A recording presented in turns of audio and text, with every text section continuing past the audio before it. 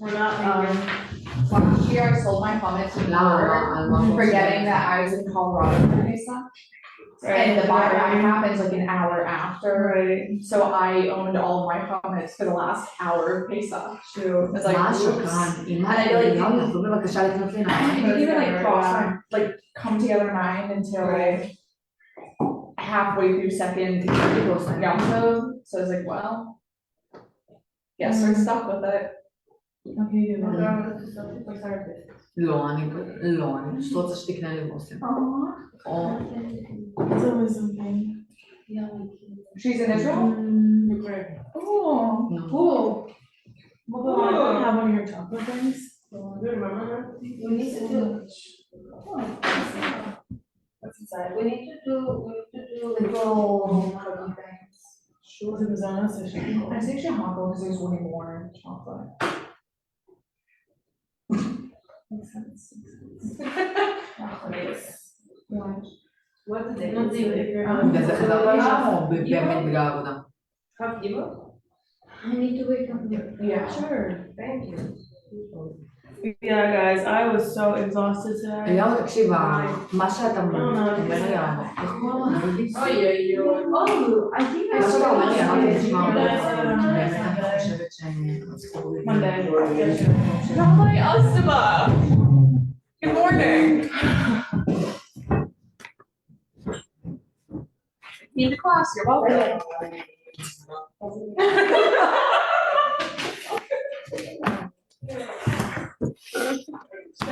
Anyway, Oh, I can't wait till you're signing my ketubah. Or not the, like, but you're gonna be like, what do you do with the ketubah things? You make sure they're kosher. to the best of my knowledge, I was told that I'm teaching now the laws of Pesach. Okay. But nurses sound, they'll be ready. Checking many ketubas for us soon, too. Amen, amen, Only one for me. I only want one ketubah. amen. Well said. One.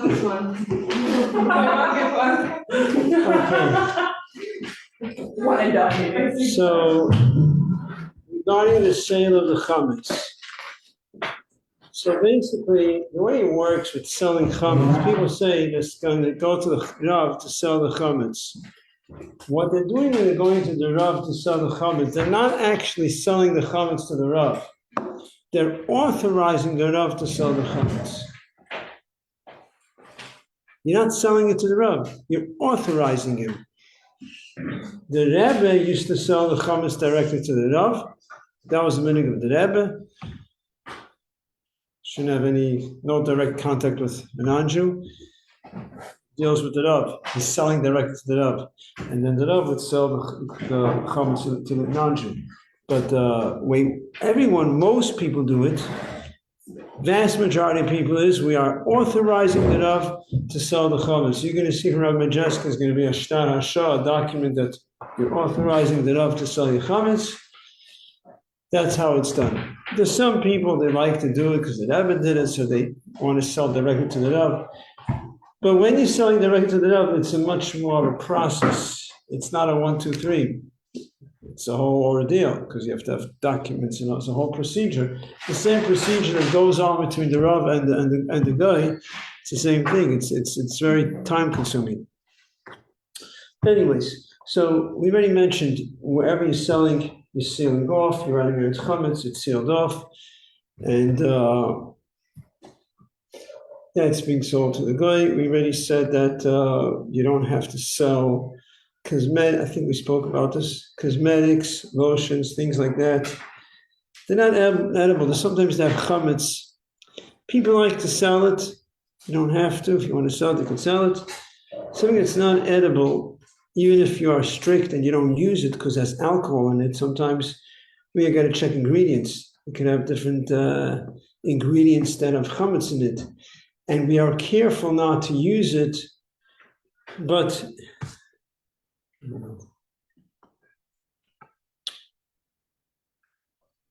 painting in my show. All right. If you're just selling your entire apartment, you don't have to steal anything off. If I'm selling my entire apartment, Yeah. We don't have to seal anything off, we just lock the door, right?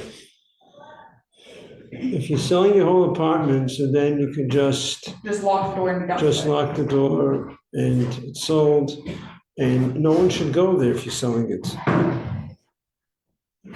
If it's sold, you're selling the whole apartment, which means you are renting out the space. You're renting out the space to the non-Jew, and then you're not supposed to be going there because otherwise you're making a joke out of the sale. Selling the whole apartment means you are selling the chametz and you're renting out the apartment.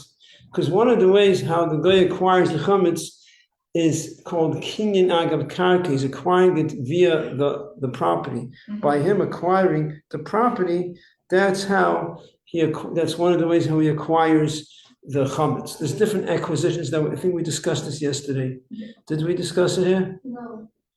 Or somewhere else? No. Teach it in a few places. But I'm not gonna be in the States, so locking the apartment is Did we fine. I don't discuss need to, how come, we did talk about it, how come you can't sell directly to the guy? Why do you have to go to the Rav, the rabbi, Yeah, to sell the chametz? Huh? It's like a whole official contract, like. Why can't you sell it yourself? A lot of people in good business, they work in real estate, they do sales on Amazon. They're very good at sales. Why they can sell it themselves? Why do they need to? The Rav doesn't know anything about business anyways. So why is the Rav selling a chametz for? Some people are much better at doing business than the Rav. Why is the Rav doing the sale for you? We spoke about this yesterday, right? Yeah, We did. but I forget what you said. The difference, because in a regular sale, if you were to sell it regular, you would be, the guy would take the chametz and the guy would pay you for it. If he pays you for it and he takes it, it's sold. But he's not taking it from you. The chametz is staying in your house. He's not paying full price, he's putting a down payment. So there's a lot of things going on that's different than a regular sale. And therefore, you can't do it yourself, because now you need a Rav who's expert in the halachas of sales. Halachically, what's considered halachically a sale. So there's a whole procedure how it's done with a down payment, and there's a guarantor that's going to pay the money in case the guy doesn't want to pay. Otherwise, it could be questionable if it's a real sale because he's not really paying all the money. He's not paying full price. In a regular situation, if a person is buying something and he's not paying full price, and now the seller is like, okay, when am I getting my money? I don't know if I'm going to get, he's going to pay me on time. And now you're not really so excited about selling something to someone if he's not paying the full price. Are you hoping, oh, he owes you the money, so it's a loan. Oh, so he owes you. There's a lot of halachic issues going on over here, which questions the sale. Because he didn't pay for it, and a regular sale person doesn't pay the full price, the seller is not really excited. He might come one day, you know what, I don't want to sell it to you. So there's a lot of things going on, and that's what has to be done through a Rav. Okay.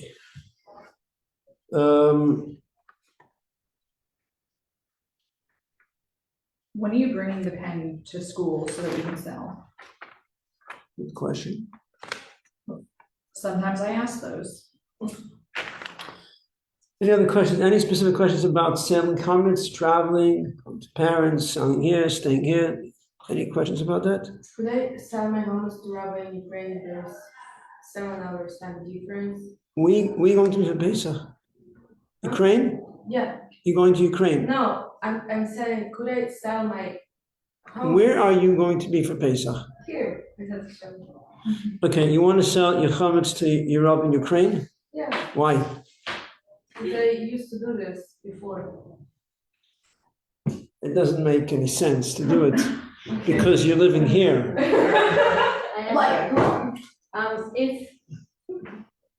If I mean, if there was no option, perhaps, okay, you would have a question. There are different opinions about it. you don't need like to keep this rule if you go according with your rabbi, like you No, said. because you're here. You make it so you want it to be as real as possible. So you're here, you sell to the Rav here. Why you sell to the Rav there? It means he's selling chametz that you have here. Not all Rabbanim accept it, because some Rabbanim feel you're selling something, the chametz is there. The guy is going to buy the chametz from the Rav in Ukraine, and he's buying chametz that's in America, that doesn't even dream of coming to America. So is it, halachically, many opinions will say, it's still a sale because, he bought it, but it gets into issues. We avoid all these issues. You're living here, you sell it here. It doesn't make any sense to go to it up there. And so if you were traveling there, now if you were traveling there and the chametz is here and you're traveling there, that's a different story. Then it would make sense because you're there. And now if you're traveling to Ukraine, you actually cannot sell your chametz here. Because if you're traveling to Ukraine is, 6 hours later, 7 hours later, something like that. Now, the Pesach is going to start earlier for you in Ukraine. Pesach is going to start, Pesach is going to start earlier in Ukraine, okay? Because it's 6 hours, 7 hours later, right? So if you're going there and Pesach starts earlier there than here, so let's say you're going to sell it here. So what's happening is Pesach, for you, Pesach is starting earlier. When the Rav is selling the chametz here, which is Erev Pesach in the morning, he's selling your chametz, right? Where are you? Where are you when the Rav is selling your chametz? In Ukraine, right? Right. What time is it in Ukraine? Pesach time. Maybe not. Maybe it's late Erev Pesach afternoon. The Rav will sell, let's say, 9 o'clock in the morning Erev Pesach. For you, it's going to be 3, 4 in the afternoon. That time where you are, we discussed, you can't sell chametz anymore. It's too late to sell chametz. You can't benefit, you can't sell. How could he sell your chametz? So therefore, it's hard to talk like that. What? Yeah, it's very hard to sell the chametz. I'm saying it's he's not able to sell the chametz. The chametz is not going to be.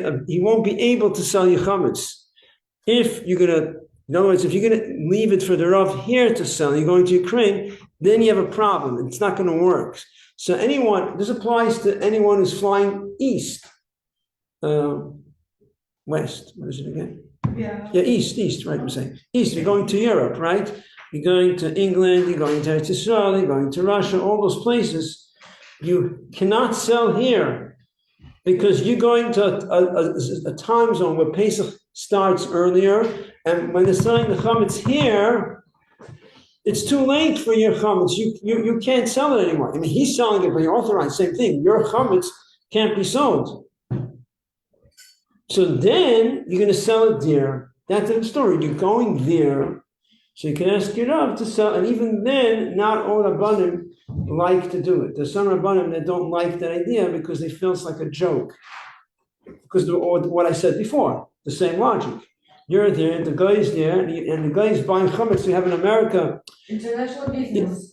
Halachically, it's okay, it's accepted, but not all Rabbanim. Okay. It's a very personal thing. Some Rabbanim don't like the idea. I think the whole selling it is kind of a joke in general. You're right. I'm sorry, you sell the stuff in Crown Heights, what goy that you sell it to is just gonna walk around into your house? I think the whole thing is a joke in general. I get that we do it and I get that halachically it's okay, but in general, the guy buying it knows for certain he can't just walk into the houses. Fine, legally it's different on paper, but he's not gonna walk in the house. The answer to your question is, even though we know that he's not gonna walk into your house, but he could. He's allowed to. He has the power. You're allowed. Technically, but I guarantee there's some loophole where if he were to walk in your house and take anything, they would sue him. There's a story once with a guy who bought the chametz, a certain town. I don't know where it was, but I heard the story. It's a real story. And usually a guy buys the chametz, that's it. This time the guy was a little sharper than usual. He said to himself, they're telling him that he's buying all the chametz and he has the right to come and take it. Yeah. Didn't believe it. Really? Yeah.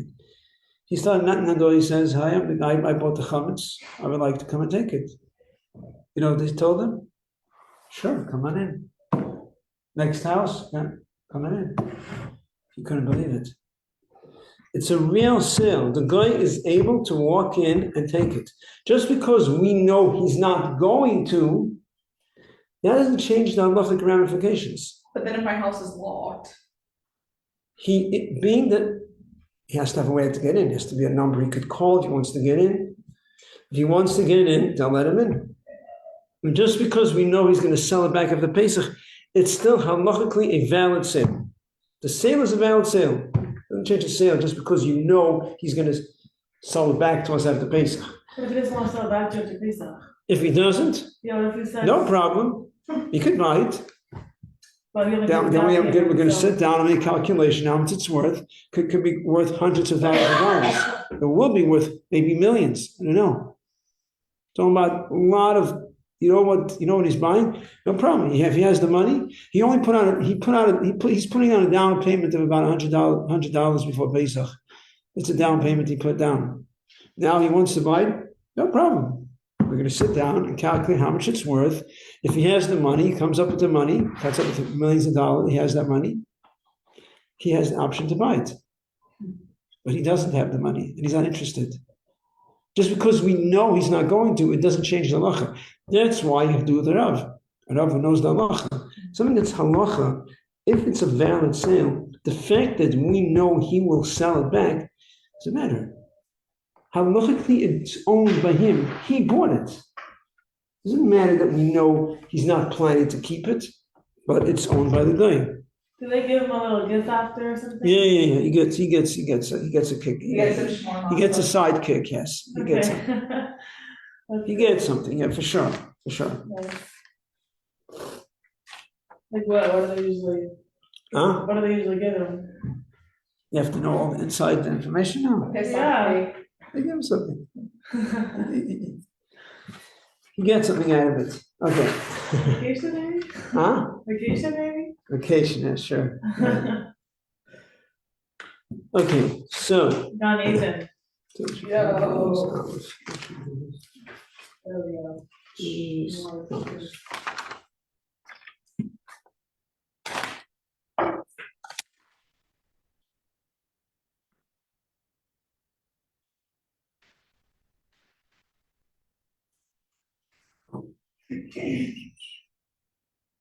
So again, so with cosmetics and all these things, there's kashla Pesach stuff, people are strict. You're not obligated, according to halacha, all the cosmetics are not edible, it's not a problem using it, customs to be strict. If you want to be strict, you want to start first with lipstick because that's going into your mouth. So that's the first thing that you want to be strict about. It's good to be strict with everything, but al pi halacha, to put it in a nutshell, it's not edible, so it's not really halachically prohibited. There is the issue of kidneys, that we don't eat kidneys. Kidneys means legumes. Our sages prohibited us to eat any type of legumes like rice, millet, corn, kasha, that's buckwheat, beans, lentils, sesame seeds. All these things are prohibited because we're concerned that people will confuse it with the 5 grains. People will say, oh, I'm not to cook up a pot of rice. Okay, cook up a pot of barley too. What's the difference? Oats looks the same like rice, millet. And the other lentils also have similarities in different ways, the way they grow, and they grow inside a husk and a shell.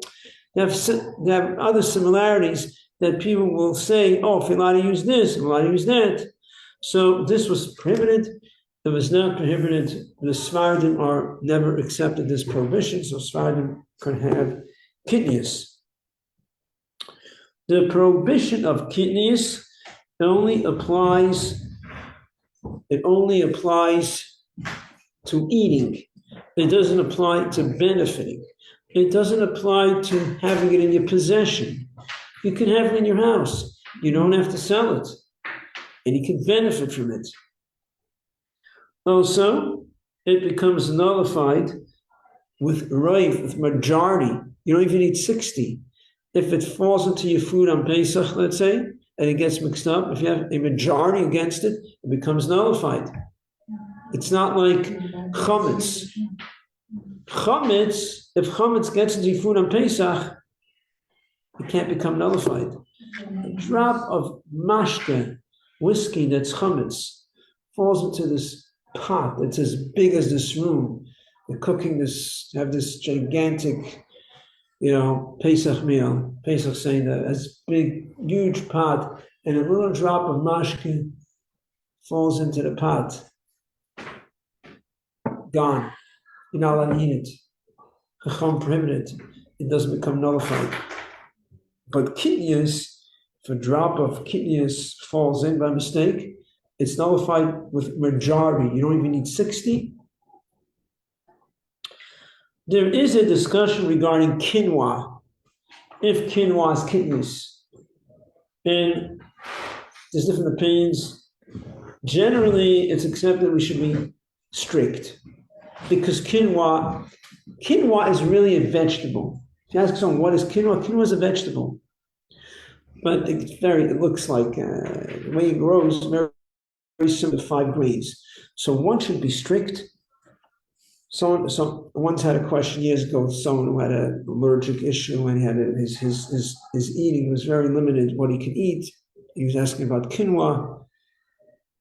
So in his situation, I discussed it with my father. My father said that in this situation could be lenient because of his diet.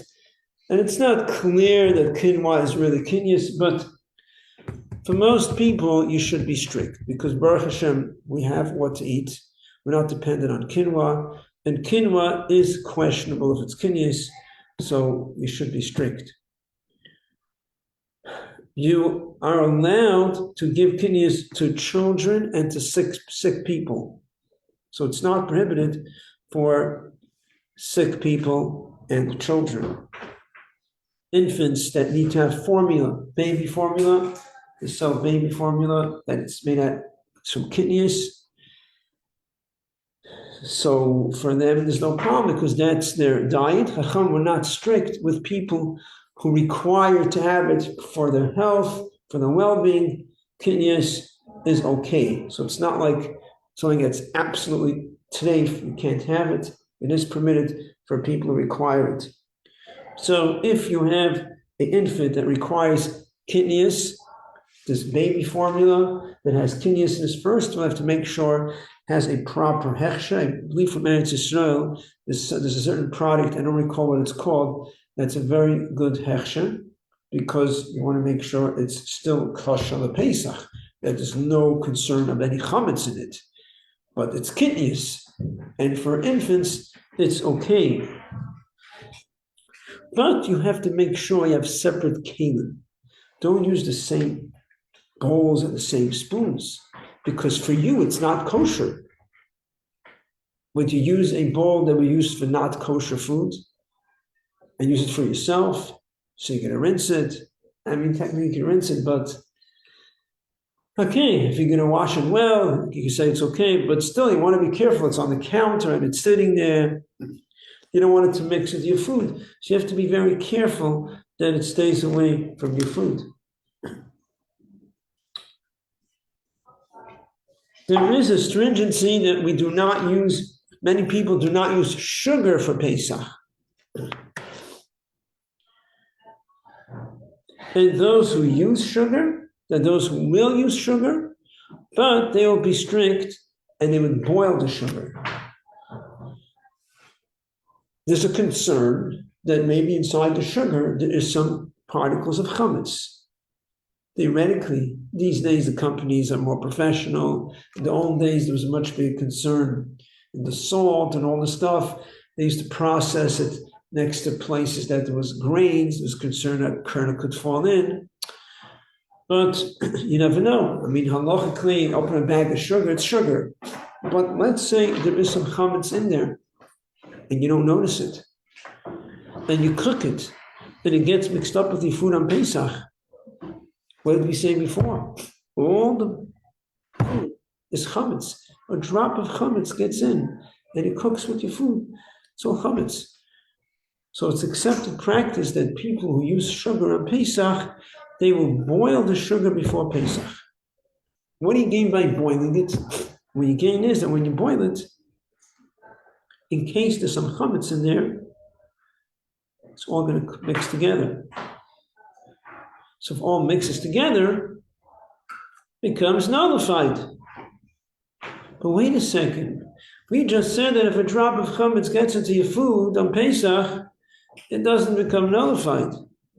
Everything becomes chametz. So what am I saying now? Now I'm saying you should boil the sugar so it can mix before Pesach, so it mixes together and becomes nullified. What am I saying? Anyone has any idea? Did I just contradict myself? Yes? You just said before, or on Pesach, that if you Good. Everyone get that? You do it before Pesach. If the chametz gets the food on Pesach, gone. It's chametz. If you boil it before Pesach, it will become nullified. They're only strict on Pesach if chametz mixed to your food. There are people, I don't know personally of any people like that, but I remember hearing there's such a stringency that some people will cook all their food that they eat on Pesach, they will cook it before Pesach. How do you like that? The dorm does that. Oh yeah? Pretty much, yeah, they freeze it. They cook everything before Pesach. Wow, amazing. I'm very impressed. Okay, what's the law? I don't know if that's the reason why they do it, but that could be the reason. What do you accomplish? In case a drop of chametz got mixed into it, because you cooked it before Pesach, it becomes nullified. Sugar too. So now sugar is more of an accepted practice than cooking all the food for Pesach. It's like that's an extra stringency. But sugar, there's a concern. You don't see what's inside. So you cook everything. You cook the sugar before Pesach. In case something in there, it becomes nullified. Now, if you didn't cook it before Pesach, don't cook it on Pesach. That'll make it even worse. You you shouldn't be. I was going to say you're better off using it without cooking it. No, but sugar should be cooked before Pesach. That's accepted, and we cook before Pesach. Saying if someone was going to, let's say, use it on Pesach, for whatever reason, they're better off not cooking it and eating it, just take what they need, than cooking it. Because if you cook it and there's something in there, everything becomes chametz. Get it? Whereas if you don't cook it, there's a chance you might, right? But not everything. Now, I started saying those that have a stringency, they don't eat sugar at all. The Rabbeim did not use sugar. They didn't use sugar. Even if it was cooked before, they didn't use sugar. That was their custom, not to use sugar. In fact, this whole story with the Rebbe Rashab, his brother-in-law came to him because he heard he doesn't use sugar, and he decided he wants to make sugar for the Rebbe Rashab for Pesach. He got new kalim, new vessels, special machinery, and everything clean, and he made it like mamish 1,000%. And he brought it to him and said it's 1,000% kosher to Pesach, and the Rebbe Rashab wouldn't accept it. The Rebbe Rashab opened up a piece of, broke it open, and a kernel fell out, which didn't make it. A kernel of wheat fell out from the sugar cube, which didn't make sense how it happened. But there's certain things that, but the Rabbeim, I don't have a way to explain it, but the Rabbeim are a step higher, and there's certain things that they prohibited. We don't understand the reason, and they said we shouldn't use it. Talking about stringencies, the stringency by Rabbeim, that even if someone said a word said something that something is chametz, they wouldn't use it. The story with the Rebbe in Tavshin Lamed, 1970. No, I shouldn't say 19. Before, I know what year it was. I meant to say it was before Tavshin Lamed. The Rebbe used to have his seder on the second floor in 770. 770? The real 770? I don't mean real like the start. I mean the address 770, right? You know what I'm talking about? On the second floor, the Frierdiker Rebbe lived. He passed away in 1950. His Rebbe Tzedakah Medina was there, lived there until 1970. And the Rebbe, in her honor, the Rebbe would have the Seder there. The Rebbe with the Rebbetzin, and the Rashag, the Rebbe's brother-in-law with his wife, Chana, would be there. And there was other people that were invited, only certain people were invited. And once they were serving the food, the soup, and there was something in the soup, it looked like a matzo ball, you know. So someone asked the waiter, what is this? So for joke, the waiter said, a knedel. Knedel in Yiddish means a matzo ball. Knedel. That's what knedel means, matzo ball, which matzo balls are chametz. Yeah? So for joke, he said, knedel. You know, he was joking around. The Rebbe heard what he said. And he noticed that the brother to the Rebbe didn't eat from it. He gave it to the Rebbe, and the Rebbe played around with the spoon a little bit. They watched the Rebbe didn't eat from it. Why? Because someone said, Knedel. So what? What's the big deal? But tzaddikim, everything that they hear and they see and they mean something. So on some level, there was something that wasn't for the Rebbe. So the Rebbe didn't eat from it.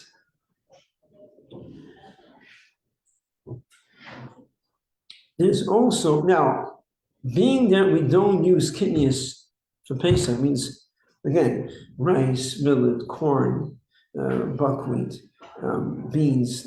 This makes it very difficult with oil for Pesach, because a lot of the oils are kidneys, unless you buy olive oil, and olive oil is not good for everything. So, you know, doesn't work for all cooking. So many people use schmaltz, they use the fat from chicken. I grew up this way. My wife does the same thing. Use that. A lot of people don't want to use it. They feel it's like disgusting or it's not healthy, whatever. Somebody's vegetarian. Some people are vegetarian, yeah. So there are kosher Pesach oils. There is kosher Pesach that's not kidneys, that's not corn. You could buy oil.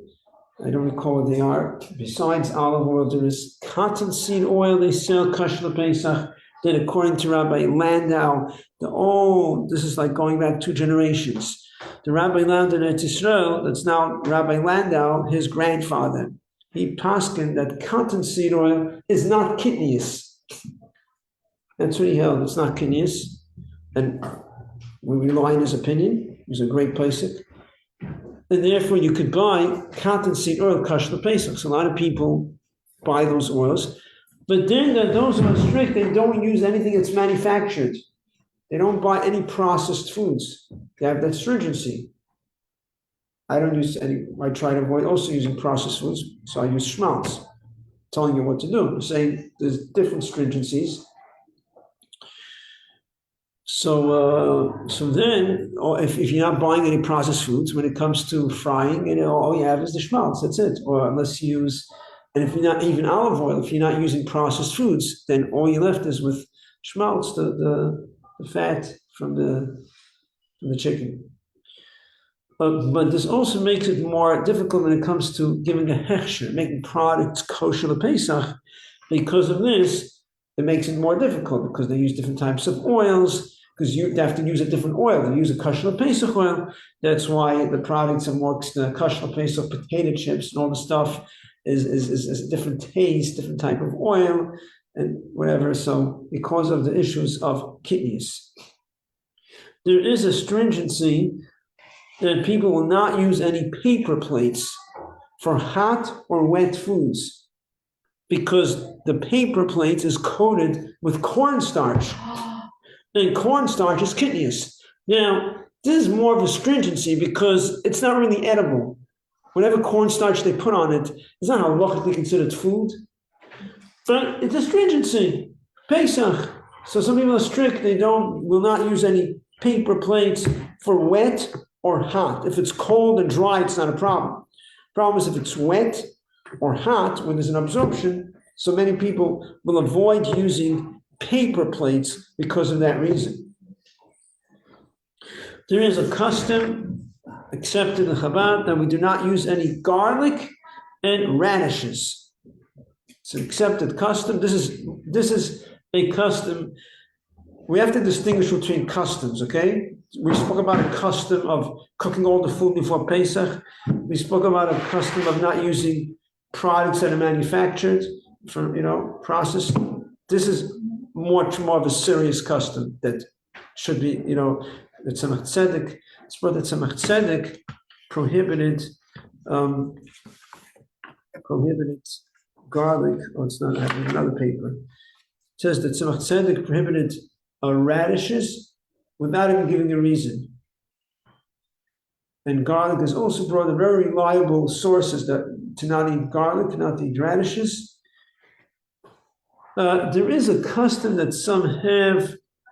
Remember growing up, we had this custom, the salt, that we would check the salt. I think you should do it. I mean, it's pretty clean, but some people do it. Sort of another extra stringency. So first of all, the salt we use on Pesach, we use the coarse salt, not the regular salt. The regular salt that we have is very thin, lack of a better term, very small. Then is the coarse, it's thicker. That's the salt we use on Pesach. Reason is because you can see much better what's going on. Like if you want to check it, you can see between the particles. If it's tiny, if it's the regular salt, you can't see anything. You're going to take apart every single particle. So if it's larger pieces, you can put it on a white piece of paper and you can quickly just look through just to make sure that there's nothing there. Again, I'm not pushing this stringency. It's a stringency that some people have, but it's up to you if you want to do it. But at least that's the salt you should use. Use the coarse salt. It's kosher, they make it, it's kosher Pesach, and it's easier to see anything that's going on. If there's something going on between the particles that doesn't belong there, you'll be able to see it much faster than with regular salt. So that's the reason why we use that salt. So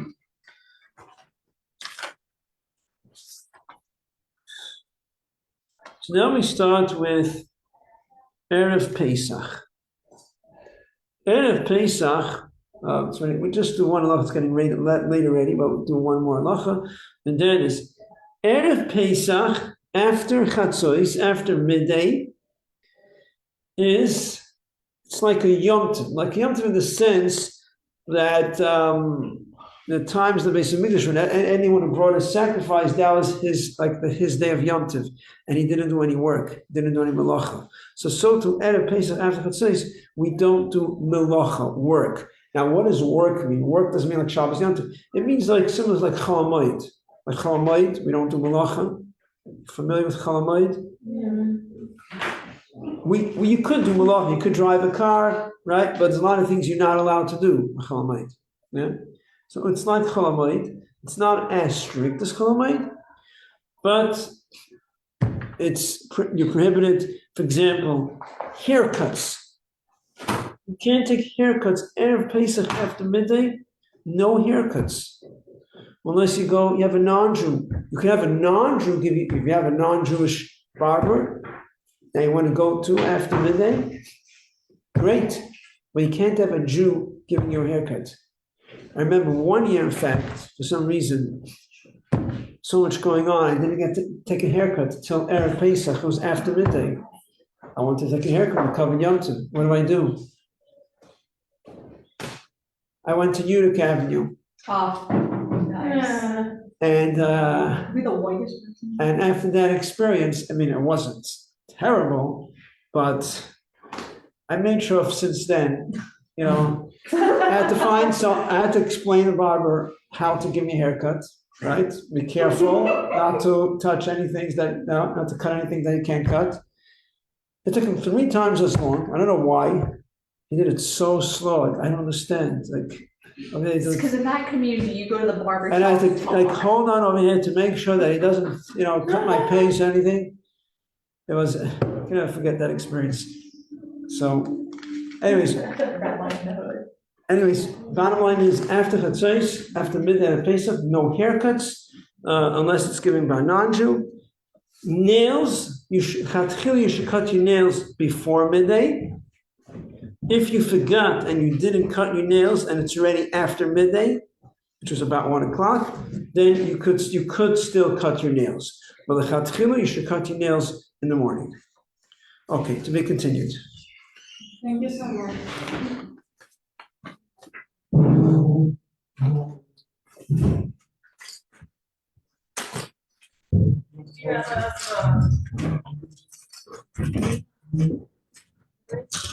Yes, dear. Hello.